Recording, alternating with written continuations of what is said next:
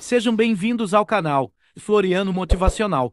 Por favor, curte, comenta e compartilha.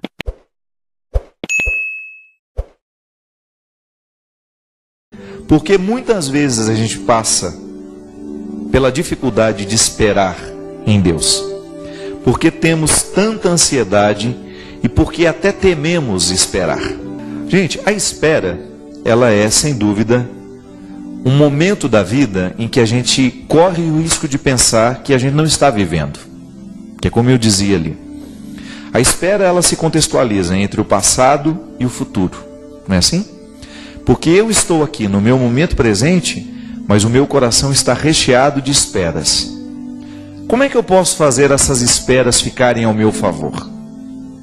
Como é que eu faço para não ficar vivendo o momento presente, cheio de situações que me fazem esperar e que me fazem perder o vínculo com a história, com o momento presente?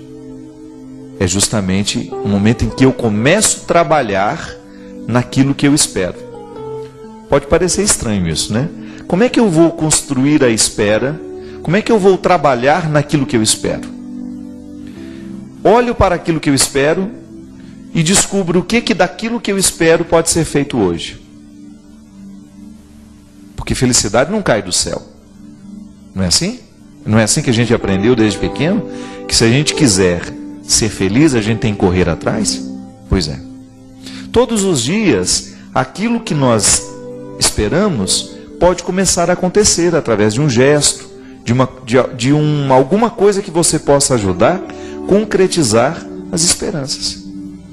E eu sei que dentro da linguagem mística, religiosa, muitas vezes nós dizemos isso: eu espero em Deus. Tem a música da Eliana, né, Ribeiro, né? Espera no Senhor. Como é que a gente espera no Senhor? Percebendo no agora da minha vida aquilo que Deus me entrega para que eu possa realizar. Engraçado, eu dou isso como um testemunho meu. Eu nunca fui de correr muito atrás das coisas, mas eu soube aproveitar bem cada oportunidade que me foi dada. Claro, eu sou ansioso? Sou naturalmente ansioso. Se eu pudesse, eu queria que as árvores da minha casa já estivessem todas do tamanho desse estúdio aqui, com 10 metros de altura. Então eu tenho dificuldade de plantar uma. Hoje eu estava até na internet, digitei assim no Google: árvores que crescem rápido. E depois que eu digitei, eu mesmo fiquei rindo sozinho. Eu descobri uma árvore, Christian, que chega a 6 metros de altura em um ano.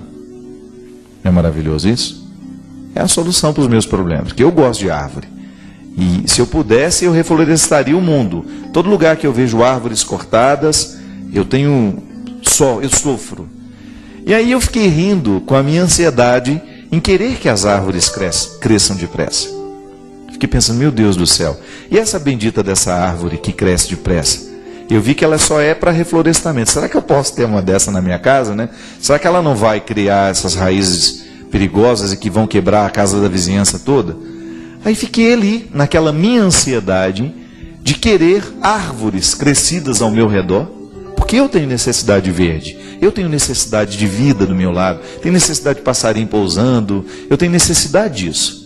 Por isso que eu gosto dessa vida rural. Sou moderno, sou contemporâneo, vivo na cidade, mas eu confesso que eu gosto da roça. E aí estava lá lidando com a minha ansiedade e pensando, meu Deus, mas como é que na vida a gente pode conciliar aquilo que a gente quer com aquilo que a gente já tem? E aí a gente tem que entrar dentro do contexto da misericórdia, não é? Eu preciso ter a paciência com as outras criaturas que não têm a mesma velocidade do meu sonho. E essa adequação é uma questão de maturidade, minha gente. A gente não consegue isso da noite para o dia, mas tem que ser um exercício cotidiano. Eu preciso o tempo todo olhar para as minhas árvores pequenininhas lá e acreditar que elas vão crescer. Outro dia até tive uma alegria muito grande. Quando eu era seminarista, eu plantei uma árvore no seminário de Lavras. E durante os 3 anos que eu morava lá em Lavras, eu regava aquela árvore religiosamente. Era uma... Ali eu dava um jeitinho de ir lá, ligava uma mangueira, só ela, as outras não. Porque o que eu identifiquei? Que a minha árvorezinha, aquela que eu tomei um gosto por ela, que eu tinha uma identificação com ela, era a mais frágil de todas. E aí eu olhava para aquela árvore como se fosse uma pessoa precisando de... porque eu sempre fui meio louco assim, né? Já até contei que eu já achava a Kombi um carro triste, né? Que o meu pai tinha uma Kombi, aquela dos olhinhos tristes, que eu conversava com ela, que eu explicava para ela que ela era mais feia que a outra, que tinha os olhos mais abertos, mas que ela era muito especial para nós. Então sempre fui meio louco. Conversava com os carros que o meu pai tinha, achava que eles estavam entendendo tudo que eu estava dizendo. Então eu naquela época já tinha essa mania de achar que existia uma sensibilidade ali, que se eu conversasse com ela, estaria entendendo o que eu falava, né, tudo. Então eu dizia, olha, você está mais fraca que as outras, mas eu acho que vai dar certo, né? Você vai crescer, você vai ficar bonita, e eu estou trazendo aqui a água para te ajudar. Então essa minha postura foi durante quase 3 anos, tendo o cuidado e olhando sempre aquela árvore, que durante aquele tempo que eu estava lá não me animou muito não. Ela continuou muito fraquinha, muito petitinha. E depois de muitos anos, quase 20 anos depois, eu volto. Quase não, 20 anos depois, eu volto ao Seminário de Lavras. E a primeira coisa que eu quis fazer foi ir aonde estava a bendita da árvore que eu gostava tanto e que eu tinha o desejo de ver crescer. E qual foi a minha surpresa? Aquela árvore estava imensa, bonita. E eu fiquei tão emocionado com uma coisa pequena e bobinha, né? Que falou tanto ao meu coração, porque naquela árvore eu identifiquei justamente essa paciência que a gente precisa ter com o tempo das esperas. Aquilo que eu espero, que ela seja uma árvore grande, vistosa, mas eu preciso entender que ela tem um processo. A vida é assim, minha gente. E as nossas ansiedades estão diretamente ligadas a essa incapacidade de permitir que cada coisa cresça ao seu tempo. Que a vida tem regras. Que até as pessoas têm regras. Ontem uma pessoa me perguntou no Twitter, padre, o que eu faço com um amigo que eu magoei e que agora eu estou querendo pedir perdão para ele, mas ele não quer nem me receber? Espere o tempo dele. As pessoas têm o seu tempo. Não adianta você querer invadir a casa dele e querer que ele escute agora o que ele não quer ouvir. A vida é assim.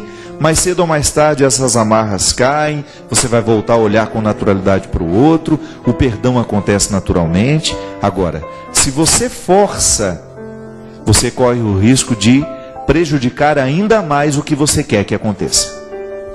E é por isso que até o empenho para a realização do sonho tem que passar pela moderação. Tudo na vida, minha gente, é uma questão de equilíbrio.